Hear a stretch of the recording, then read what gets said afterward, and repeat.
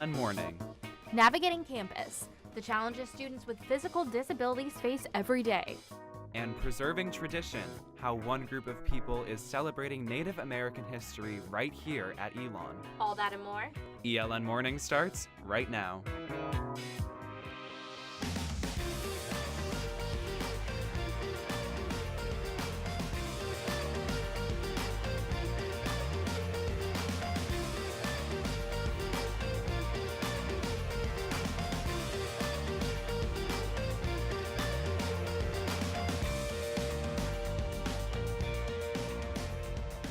Good morning and thanks for joining us. I'm Megan Lynn. And I'm Brian Ray. According to the annual University Crime Report, in 2017 there were 2 reported instances of stalking on campus. ELN University uses the blue light system, which connects students to police with the tap of a button. But I took a look at the system here at ELN and one student shining a light on the issue. When the sun goes down, the lights come up. But for some ELN students, there's something missing when walking on campus in the dark. For freshman Johanna Bogue-Marlowe, other schools she toured felt safer than ELN. Blue lights were very prominent across campus. A lot of them were, they would talk about how you could see one no matter where you're standing on campus. And then being at ELN, I noticed that that wasn't really the case. Students who feel unsafe can use a blue light phone to call campus police. Bogue-Marlowe has started a petition on change.org to get more blue lights on campus. She says she was inspired to start the petition after a night out with a friend. My phone didn't have any service, and hers was very close to dying. So it kind of creeped us out. We also saw a creepy van drive by. So we looked around for a blue light, and it took us 10 minutes to find one.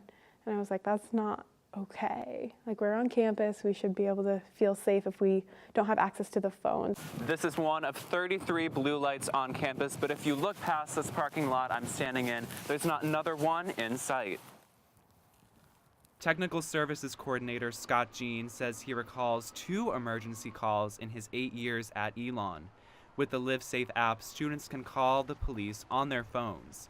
With this, he believes there's not a need for blue lights. People aren't gonna, with smartphones, they're not gonna, if they're way on one side of the parking lot and the blue light's on the others, they're not gonna say run or walk over to a blue light. ELN currently has 33 blue lights primarily located in parking lots. Wake Forest University sits on 340 acres of land and has over 50 blue lights, but ELN sits on 656 acres of land, about double the size of Wake Forest. As of now, Jean says he doesn't know of any plans to install more. Brian Ray, ELN Morning. Bogue-Marlowe has 76 out of 100 signatures on her petition. Once she reaches 100, she plans to send a letter to campus police and Vice President for Student Life, John Dooley, arguing to install more blue lights. Auditions are underway for the spring musical. Once on This Island is an adaptation of Hans Christian Andersen's The Little Mermaid. It takes place in the French Antilles in the Caribbean Sea and has historically been cast entirely with people of color. According to the University Factbook, less than 18% of undergraduate students are of color. Music theater major Kamal Lado says it might be a challenge to cast an entire production with only students of color, but believes the story needs to be told either way. Ultimately, the story is what is most important, and though we want to honor the integrity of the show and the original intent and the need for people of color in casting, we also recognize that there is room for other people to tell the story. 2018 study by the Asian American Performers Action Coalition, 35% of Broadway roles are played by minority actors, up from 5% since the 2014-2015 season. Lado says he hopes more stories will be told about people from diverse backgrounds, both on and off stage. Constantly saturated with images of white people and their stories and their experiences. And so it's important that we have the opportunity to see the experiences and the stories of those who are underrepresented. I think it's important for the students of ELN as well to experience a story unlike their own. Performances begin February 14th. If you have a class or live on the second floor of a building, you might not think twice about walking up the stairs, but that is not the case for all students. Our Carly Thomas has the story. Simple tasks at ELN can go unnoticed when it doesn't affect your daily life. But for students like sophomore Ms. Chitani, It's something she has to think about. She decided to live at home in Burlington while attending ELN because she knows that her house is accessible, but not all buildings at ELN are. Some of the buildings, like academic buildings, they have like the buttons to open the door, but sometimes the buttons don't work. So just the little things that are just harder to open and close. According to the National Center for Education Statistics, about 11% of undergraduate students in the United States have a disability. At ELN, Chitani feels since only a few students have a physical disability, they are not considered as much. I feel like there's not much of a conversation going on. It's more of like a, can I have this accommodation, and them saying no, like we don't have resources, and then it's the kind of like the end of the conversation. While getting to class is one thing, she feels like the accessibility at ELN even affects her social life. I'm not able to like visit them or like go sit in their apartment late at night. So like those kinds of things, those like hangouts, we have to come up with a new way of a hangout. Chitani hopes that the university plans to take steps to improve the accommodations for students with physical disabilities, especially in their 10-year plan for the school. If they can't help me because of liability issues, like giving me resources that I can reach out to for people who can help me, instead of just saying like a flat out no. Carly Thomas, ELN Morning. ELN News Network contacted the Assistant Director of the Office of Disability Services to ask about their plans for increasing accommodations on campus, but did not receive a response. Coming up, a centuries-old Native American tradition comes to ELN. After the break, I'll let you know if this rain is ever going to go away. Stay tuned.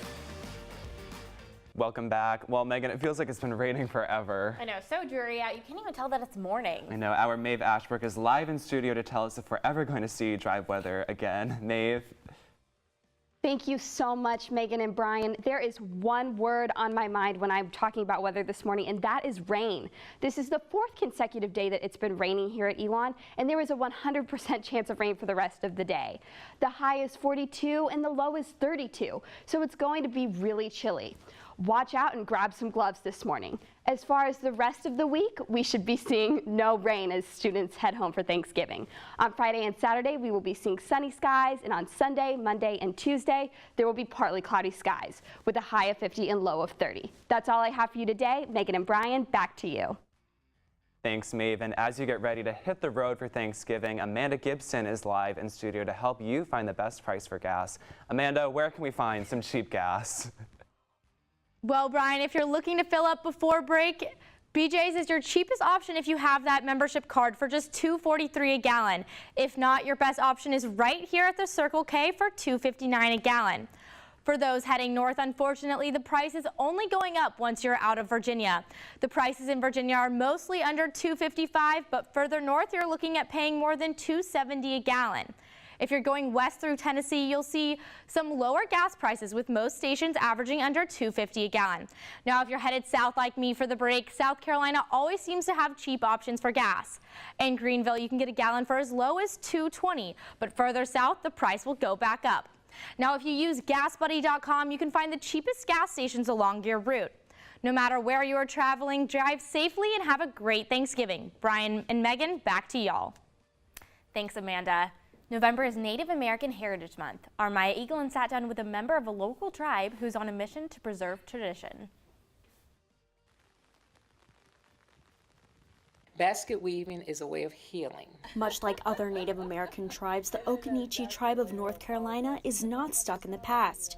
Tribal Administrator Vicki Jeffries is passionate about sharing her culture. We're rediscovering a lot of different things and bringing our Native ways back. The Center for Race, Ethnicity, and Diversity Education hosted a basket weaving event for the community members to learn more about Native American culture. Because you're working with your hands. And whatever you work for your hands is very powerful. And you have to think, you know, the Creator gave you the movement and everything. Archaeologists have dated this practice to over 8,000 years ago, and all the materials depend on where the tribe is located. So today we're using pine needle, wood, and deer tendon.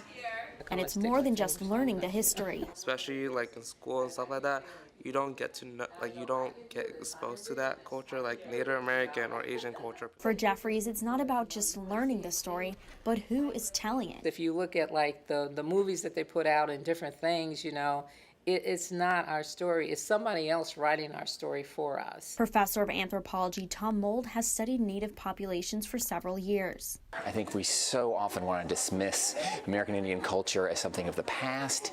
It is of the present. There are living, thriving American Indian communities today. Jeffries says the myths and misconceptions about Native Americans are harmful. Or, Thanksgiving comes around, just like people go to church on Sunday, They just go to church on Sunday, so what about the rest of the days, We say we're in our church all the time.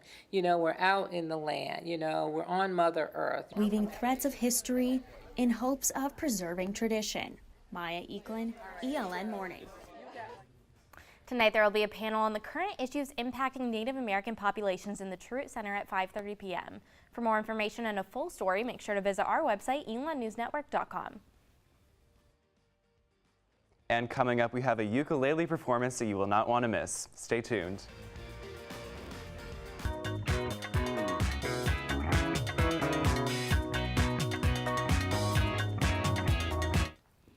Welcome back. We have ELN professor Patricia Thomas Lamont here with us to play some ukulele. Thanks so much for joining us. Thanks for having me.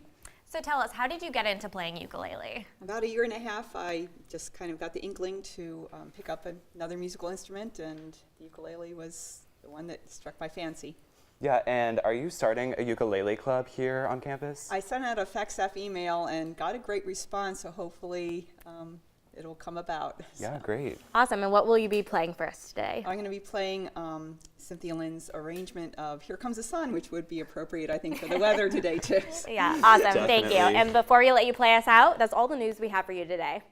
For all the news you need to know when we're not on the air, check out our website, elonnewsnetwork.com. And be sure to follow us on social media at ELN News Network. Have a great Thursday, ELN. Patricia, take it away. Thank you.